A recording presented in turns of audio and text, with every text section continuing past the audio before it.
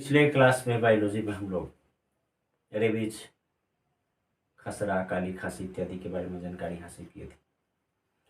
अब हम आज हेपेटाइटिस की बात करते हैं। अब पिछला वीडियो अगर नहीं देखे होंगे तो इसके डिस्क्रिप्शन में उस वीडियो का लिंक दे दिया जाएगा, आप देख लेंगे। चैनल पर बाकी सारे बायोलॉजी और केमिस्ट्री के वीडियो मिलते रहेंगे, आप सब्सक्राइब कर लेंगे। अब एक ही बार सब कुछ तो नहीं मिलेगा, लेकिन अगर किसी टॉपिक में आपको परेशानी हो तो उस टॉपिक को नीचे कमेंट बॉक्स में देंगे तो अगले ही क्लास में उस टॉपिक को मैं क्लियर कर दूंगा, चाहे केमिस्ट्री हो या बायो। ठीक है, तो आज हम लोग हेपेटाइटिस को देखते हैं। हेपेटाइटिस हेपेटाइटिस क्या है? तो हेपेटाइटिस एक लीवर से संबंधित होने वाला बीमारी है। हेपेटाइटिस में अब किसके कारण होता है? तो ये वायरस के कारण होता है। तो हेपेटाइटिस के कई स्ट्रेन हैं। अब कैसे भाई? हेपेटाइटिस का स्ट्रेन मतलब वो वायरस जो आप में हेपेटाइटिस खड़ा करता हो। ए, बी, सी, डी, ई, एफ और जी, इतने स्ट्रेन हैं हेपेटाइटिस के। अब हेपेटाइटिस अगर किसी को ए है, इसका मतलब वो स्ट्रेन ए से संक्रमित है। अगर हेपेटाइटिस का वायरस स्ट्रेन ए किसी व्यक्ति को संक्रमित करेगा तो उसे हेपेटाइटिस ए होगा। अगर हेपेटाइटिस बी करेगा तो हेपेटाइटिस बी होगा, सी करेगा तो सी होगा। जो स्ट्रेन आपके शरीर में प्रवेश करेगा उसी के आधार पर हेपेटाइटिस आपको होगा। तो फिर आप सोचेंगे कि इतने सारे हेपेटाइटिस हैं तो हम लोग तो अक्सर ए और बी के बारे में बात करते हैं, क्यों? तो यही दोनों हेपेटाइटिस ज्यादा प्रभावित करता है मानव को, और होता भी है।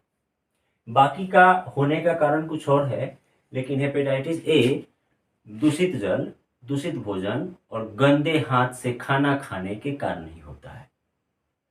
गंदा खाद्य पदार्थ खाने से होता है। तो हेपेटाइटिस ए सामान्य चीज है, क्योंकि अक्सर हम लोग डस्ट पार्टिकल वाले फूड का उपयोग कर लेते हैं, या गंदे हाथों से बिना हाथ धोए खाना खाने लगते हैं, या दूषित भोजन का सेवन करते हैं। और हम लोग तो अक्सर यही करते हैं, गंदे भोजन या गंदे हाथ या गंदे शरीर के साथ कहीं जाना आना, उठना बैठना रहना, या फिर आपको बिस्तर का गंदा होना या डस्ट पार्टिकल का होना। तो हेपेटाइटिस ए होने की संभावना अधिक होती है, क्योंकि भोजन नियमित हम लोग को लेना पड़ता है और वो दूषित भी हो सकता है। इसकी जानकारी नहीं हो पाती, क्योंकि हम लोग को खुले आंख से दिखाई नहीं देता कि भोजन दूषित है या नहीं, या उसमें हेपेटाइटिस ए के स्ट्रेन के वायरस है या नहीं, ये तो दिखाई नहीं देगा। अब बी की बात करें हेपेटाइटिस बी का, तो हेपेटाइटिस बी लार से या आपका ब्लड अगर ट्रांसफर किया जाए, एक व्यक्ति दूसरे व्यक्ति को ब्लड डोनेट करता है और वो व्यक्ति हेपेटाइटिस बी से संक्रमित होता है, तो जिसको डोनेट किया जाएगा वो स्वस्थ व्यक्ति भी हेपेटाइटिस बी से संक्रमित हो जाएगा। तो अब बार बार तो किसी व्यक्ति का ब्लड ट्रांसफर तो होता नहीं, रोज इसकी जरूरत है नहीं, तो हेपेटाइटिस बी होने की संभावना कम होती है। अब बार बार एक इंजेक्शन का कई व्यक्तियों पर उपयोग करना, एक ही इंजेक्शन से कई मरीजों को सुई देना, तो वो सारे सिस्टम अब खत्म हो चुके हैं। प्रत्येक आदमी एक अलग इंजेक्शन का उपयोग करता है। डॉक्टर खुद इसके प्रति सचेत रहता है, या जो वहाँ पे अटेंडेंट होता है वो भी सचेत रहता है कि इसको तुरंत सुई देने के बाद फेंक दें और दूसरे से इंजेक्शन दें। और ब्लड देना लेना ये तो रोज का खेल है नहीं। और लाड़ की बात करें तो भोजन कोई दूसरा व्यक्ति दूसरे व्यक्ति के साथ बैठ के करता नहीं, अक्सर अब लोग बाल बच्चे परिवार भी अलग अलग करते हैं, तो हेपेटाइटिस बी की संभावना कम हो जाती है। हेपेटाइटिस ए की संभावना अधिकतम है, क्योंकि दूषित जल और दूषित भोजन से होता है। अब कौन सा भोजन दूषित है? आपके अनुसार तो स्वच्छ है, लेकिन उसके अंदर हेपेटाइटिस ए का स्ट्रेन हो तो आपको संक्रमित कर सकता है। तो ये हेपेटाइटिस है। तो इसमें होता क्या है? इसमें सबसे बड़ा चीज लीवर प्रभावित होता है, और यह लीवर प्रभाव डालेगा तो लीवर में और रक्त में सेरम बिलिरुबिन की मात्रा बढ़ जाती है, जिससे आंख का रंग पीला होने लगता है, त्वचा का रंग पीला होने लगता है, गंभीर स्थिति में नाखून नीला भी होने लगता है, ब्लड की कमी हो जाती है, बुखार रहता है, वजन गिरने लगता है, खाद्य पदार्थ को पचाने में परेशानी होती है। तो ये सेरम बिलिरुबिन की मात्रा अगर ब्लड में बढ़ती है तो हेपेटाइटिस को संकेत करता है। तो इसकी जानकारी के लिए ब्लड जांच करवानी पड़ती है। अब हर हेपेटाइटिस का अलग अलग कुछ लक्षण है, सबका लक्षण कुछ अलग अलग है, लेकिन कुछ लक्षण सामान्य है। वो है बुखार का आना, सर्दी खांसी थोड़ा जुकाम होना, टायर्डनेस फील होना, वजन कम होना, आँख का पीला होना, मूत्र का पीला होना।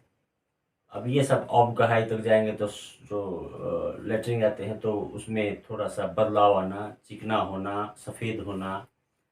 तो सीरम बिलिरुबिन की जांच कराई जाएगी तो हेपेटाइटिस की जांच होगी। एक तरह से कहें तो ये जॉन्डिस। तो सीरम बिलिरुबिन की मात्रा थोड़ा और डिटेल में बात कर लें, 0.7 के आसपास होना चाहिए ब्लड में। ब्लड में सीरम बिलिरुबिन की हालांकि 11th पढ़ाएंगे तो फिर इस टॉपिक पर और चर्चा करेंगे हम।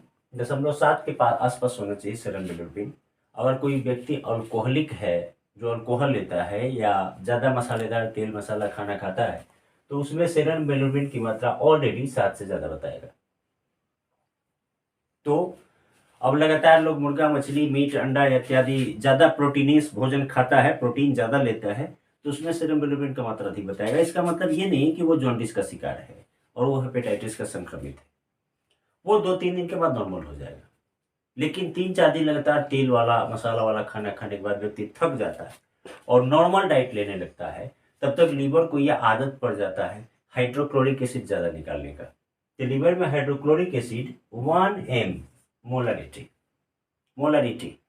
1 m सांद्रता का हाइड्रोक्लोरिक एसिड निकलता है जो भोजन को पचाता है। तो लगभग 3 से 3.5 litre hydrochloric acid per day निकलता है। अगर कोई तेल वाला खाना या विटामिन प्रोटीन ज़्यादा लेता है तो उसको पचाने के लिए लीवर को 3.5 लीटर के बजाय 5 लीटर 6 लीटर हाइड्रोक्लोरिक एसिड निकालना पड़ता है ताकि वो डाइजेस्ट कर सके। लेकिन जैसे ही वो नॉर्मल डाइट पे आता है तो हाइड्रोक्लोरिक एसिड का निकलना उतना ही जारी रहता है, क्योंकि अब आदत बन चुका है शरीर को कि वो 5 से 6 लीटर हाइड्रोक्लोरिक एसिड निकाले। तो वैसे स्थिति में सीरम बिलिरुबिन का मात्रा तो बढ़ेगा ही। इसके बाद अमाशय की भीतरी दीवार पे घाव हो जाएगा। ये भीतर के दीवार पे घाव हो जाएगा जो खुले आंख से दिखाई तो देगा नहीं। ये पस देना शुरू करेगा तो पेट में चुभन होगा, गैस होगा। तो गैस भी होता है तो आप सावधान हो जाए। अगर गैस ज़्यादा बनता है, पर डे बनता है, तो हो सकता है कि आपका लीवर थोड़ा डैमेज चल रहा हो। तो हेपेटाइटिस में अब ये ऐसा भी होता है कि कभी कभी ज़्यादा लंबे समय तक चलता है तो यहाँ पे घाव हो जाता है और इतने के लीवर सड़ जाते हैं तो इस रोगग्रस्त हिस्से के लीवर को काट के हटाना पड़ता है। लीवर सिरोसिस कहते हैं उसे, लीवर कैंसर कहते हैं। तो काट के हटाना तो पड़ता है, हटा दीजिए आप। लेकिन ये सोच रहे हैं कि इतना आसान है, तो इतना आसान ये नहीं है। काफ़ी कॉस्टली भी है और कष्टदायक भी है। खैर, सीरम बिलिरुबिन की मात्रा 0.7 से ऊपर बढ़ेगा, 1 के ऊपर जाता है तो लोग समझता है कि जॉन्डिस की शुरुआत है। 4, 5, 6 तक जाता है तो समझता है कि हेपेटाइटिस हो गया। अब इसके लिए क्या करना होगा? खान पान पर कंट्रोल करें, प्रोटीन कम लें, विटामिन कम लें, कार्बोहाइड्रेट ज़्यादा लें। हालांकि इंटरफेरॉन का इंजेक्शन इसमें लाभदायक होता है। ऐसे जॉन्डिस में जो भी दवाइयाँ चलाई जाती है, जैसे लिबोन है, लिबोन DS है, लिप 52 है, सर्बोलिन है, इन सब दवाइयों का सेवन करें। प्रोटीन का सेवन कम करें, तेल मसाले का सेवन कम करें, तो आप जॉन्डिस से राहत और हेपेटाइटिस से राहत पा सकते हैं। लेकिन उचित देख रेख अति आवश्यक होता है। क्लियर? चलिए दूसरा देखते हैं, डेंगू। तो डेंगू की बात करेंगे तो यह भी इस जो वायरस से होता है, DEN1, 2, 3, 4 इत्यादि। डेंगू जिसके कारण होता है उस वायरस को DEN1, 2, 3, 4 स्ट्रेन है ये, इसके द्वारा तब डेंगू होगा। तो कैसा डेंगू होगा? तो एक होता है कंजक्टिवाइटिस डेंगू और दूसरा होता है रक्तस्राव डेंगू। तो कंजक्टिवाइटिस डेंगू जो होता है वो काफी परेशान करता है, लेकिन जो रक्तस्राव डेंगू होता है वो और खतरनाक होता है। इसमें शरीर में लाल लाल चकत्ता होना, अचानक से घाव हो जाए और बाहर ब्लड निकलना शुरू हो जाता है। खतरनाक बीमारी है।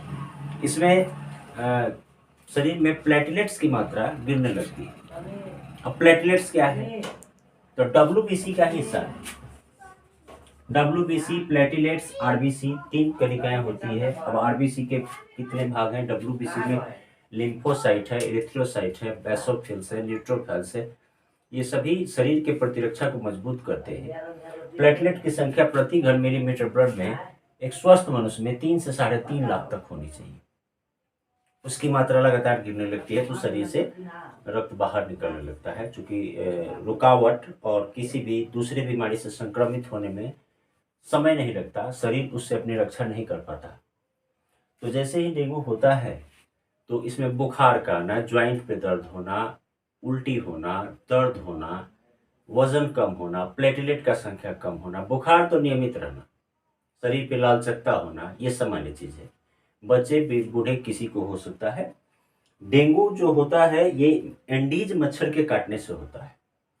एंडीज मच्छर है, इसके काटने से होता है। अब इसके काटने से क्यों होता है? क्योंकि एंडीज मच्छर के अंदर ये डेंगू के विषाणु ऑलरेडी पाए जाते हैं। जैसे कुत्ते के काटने पर उसमें रेप्डो वायरस पाया जाता है, वो मानव के ब्लड में चला जाता है और रेबीज हो जाता है, जिसे हाइड्रोफोबिया भी कहते हैं। इसी तरह एंडीज मच्छर जब भी काटेगा तो ये डेंगू का वायरस आपके अंदर जा सकता है।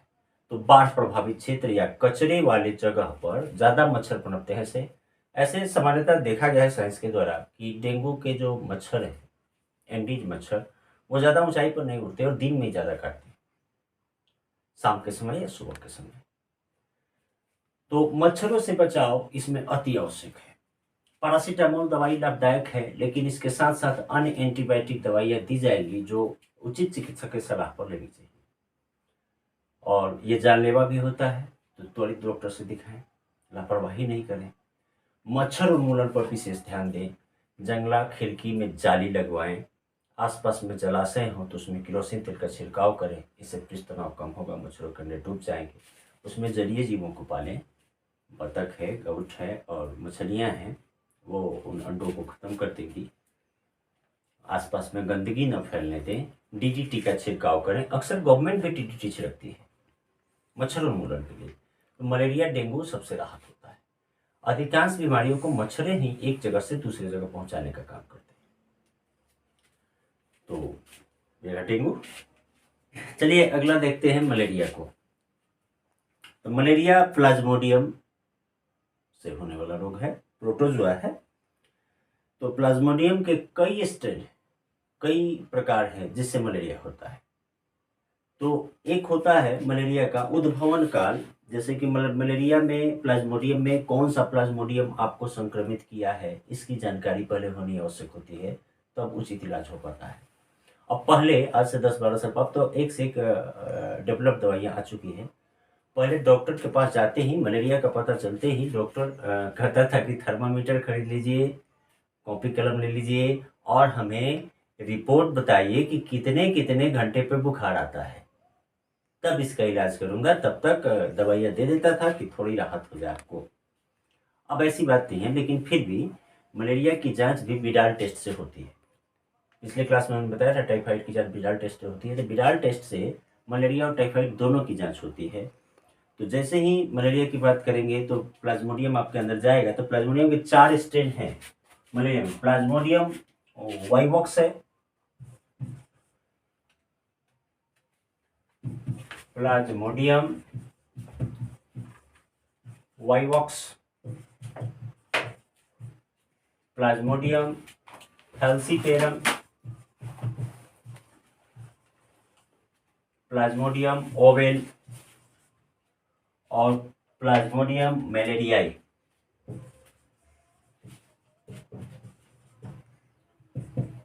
ये 4 स्ट्रेन हैं जो आप में मलेरिया उत्पन्न करेंगे। अब उद्भवन काल की बात करें तो लगभग 10 से 14 दिन तक का उद्भवन काल होता है। अब उद्भवन काल क्या है इसको समझ लें। अगर किसी व्यक्ति के अंदर मादा एनोफिलीज मच्छर काटता है, उसी के द्वारा प्लाज्मोडियम पहुंचाया जाता है। मादा एनोफिलीज मच्छर में उसके ऊपर वाहक के रूप में ये रहते हैं प्लाज्मोडियम। जैसे ही मादा एनोफिलीज मच्छर किसी स्वस्थ व्यक्ति को काटेगा तो उसके शरीर में प्लाज्मोडियम चले जाएंगे। अब कौन सा प्लाज्मोडियम जाएगा ये तो जांच बताएगा, क्योंकि देखने से तो पता चलेगा नहीं। तो प्लाज्मोडियम, जैसे मादा एनोफिलीज मच्छर काटा, प्लाज्मोडियम आपके अंदर गया, तो ऐसे स्थिति में क्या होगा कि ये 10 दिन, 12 दिन, 14 दिन के बाद 14 दिन तक आपके शरीर में अपनी जनसंख्या को बढ़ाते हैं और लगातार डेवलपमेंट की स्थिति में रहते हैं। 10 दिन तक, 12 दिन तक, 14 दिन तक आप बिल्कुल स्वस्थ जीवन जिएंगे। आपको पता भी नहीं चलेगा कि आप बीमार पड़ने वाले हैं। जैसे ही 10 दिन और 14 दिन, 12 दिन पूरा होगा, आप में बुखार आना शुरू होगा। तो ऐसी स्थिति में क्या होता है कि जैसे बुखार आता है तो लोग सोचता है कि भाई सामान्य तरीके से आया होगा, हरासमेंट पे आया होगा, ऐसे कोई वायरल होगा। एक काम करते हैं, थोड़ी सी दवाइयाँ ले लेते हैं। 1 दिन 2 दिन दवाई लेता है, ठीक तो होता नहीं। तीसरे दिन तंग आ जाता है, डॉक्टर के पास जाता है। डॉक्टर भी प्रैक्टिस करता है, कहता है कि एक काम करते हैं, पता तो है नहीं कौन सा बुखार है, क्योंकि हर बीमारी में बुखार होता है। 2 दिन का दवा देगा, कहेगा जाइए जांच करवा के आइए। अब जांच करवा के आएगा, तब तक 2 दिन दवाई खाता है तो अपने आप को काफी राहत महसूस करता है। कहता है डॉक्टर बेवकूफ बना रहा है, यही दवाई कंटिन्यू कर देता, ठीक हो जाते। जी नहीं, वो जो भी दवाइयाँ दी जाती है जीवाणु निरोधक दी जाती है, जीवाणु नाशक नहीं। जो किसी भी तरह का संक्रमण हो उसे कुछ समय के लिए रोक दे, बिल्कुल खत्म नहीं कर सकता। जब जांच हो जाएगा कि कौन सा मलेरिया है, अब जैसे वाइवॉक्स की बात करें तो इसमें 48 घंटे के बाद बुखार आएगा। 48 घंटे के बाद, आज बुखार आया तो फिर परसों आएगा। 2 दिन हरासमेंट फील होगा, कमजोरी फील होगा, इसके बाद आपको टायर्डनेस महसूस होगा, भूख कम लगेगा, मुंह में लार कम बनेगा, कपकपी के साथ बुखार आएगा। अब आज आया तो फिर कल नहीं परसों आएगा।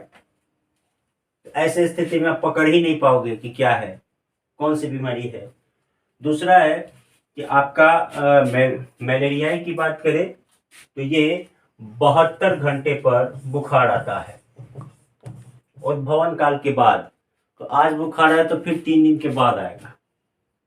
अब 3 दिन के बाद 3 दिन तक तुम परेशान रहोगे, बुखार कम रहेगा, हरासमेंट फील होगा, आरबीसी की संख्या, ब्लड कम बनेंगे, भोजन कम निगलने में बनेगा, उल्टी जैसा मन होगा, उल्टी हो भी जाएगा, कपकपी के साथ बुखार आएगा, थकान महसूस होगा, वीकनेस महसूस होगा, शरीर का वजन कम हो जाएगा, श्वसन दर बदल जाएगा। और 3 दिन के बाद आएगा, 72 घंटे के बाद। ये मलेरिया के द्वारा। और वाइवॉक्स के द्वारा 48 घंटे के बाद बुखार आएगा। अब रहा बात ओवेल के द्वारा, तो ओवेल में 24 घंटे के बाद बुखार आता है। 48 घंटे पे भी आता है, 24 घंटे पे भी आता है, लेकिन मैक्सिमम 24 घंटे पे ही आता है।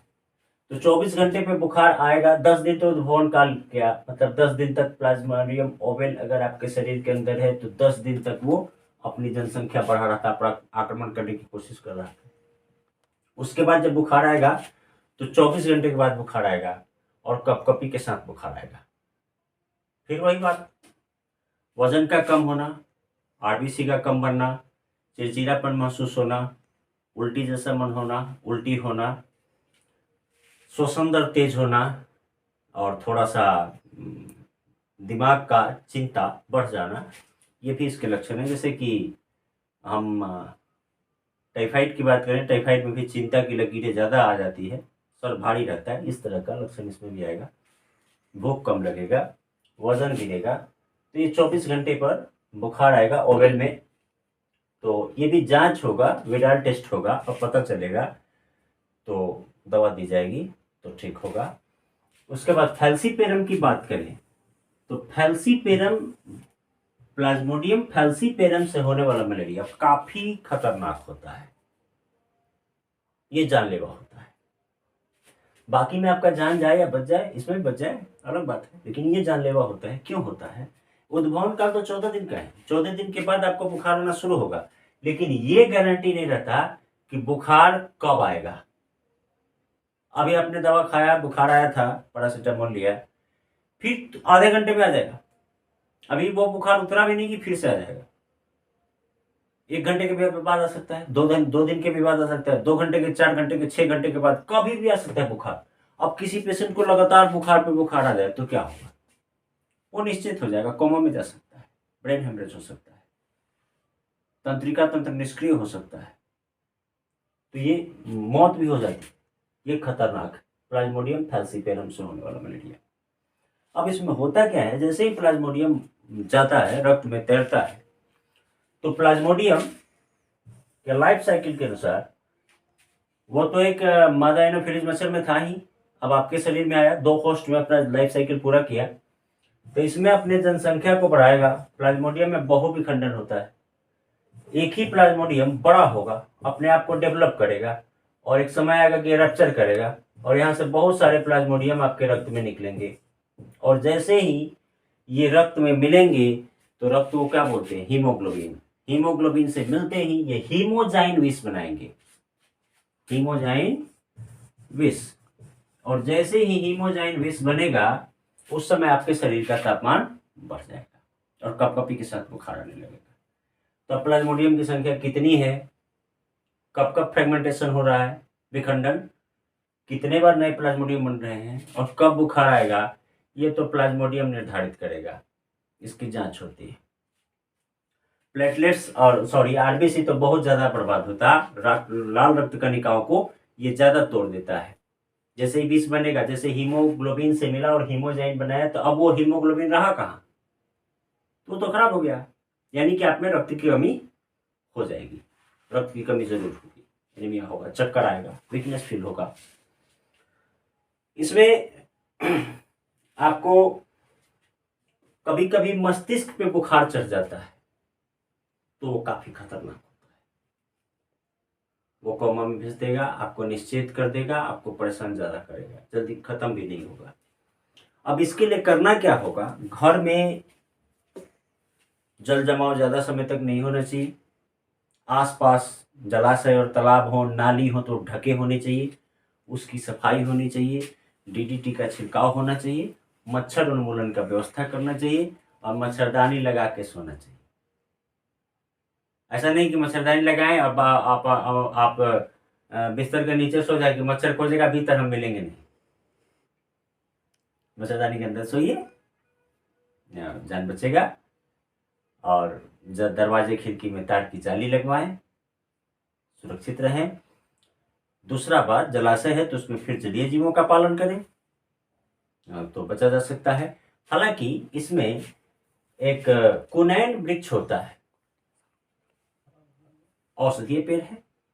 कुनैन वृक्ष का छाल हो, पत्ती हो, तना हो, लकड़ी हो, किसी भी चीज को पेस्ट बना के पीस के पानी के साथ पी लें तो किसी भी तरह का मलेरिया होगा उसमें लाभदायक होगा, लेकिन लंबे समय तक सेवन करना पड़ता है। तो उसी के आधार पर केमिकली प्रोसेस से हाई पोटेंसी की दवा पेंटाक्विन, क्लोरोक्विन, बेसोक्विन इत्यादि मार्केट में बहुत सारी उपलब्ध है, जिसको वेट और हाइट और आपके वजन के उम्र के अनुसार डॉक्टर बताता है कि कितना mg का लेना है और कितने टाइम लेना है, तो वो जल्दी ठीक कर देता है। ऐसे आपको फिर से बताएं, कुनैन वृक्ष काफी लाभदायक होता है, और उसी के आधार पर उसके केमिकली प्रोसेस से बेसोक्विन, क्लोरोक्विन, पेंटाक्विन इत्यादि कई तरह की दवाइयां बनाई गई है जो मलेरिया में लाभदायक होती है। अन्यथा आप चिकित्सक से सलाह लें और उचित इलाज करवाएं। ठीक है, फिर मिलते हैं अगले क्लास में।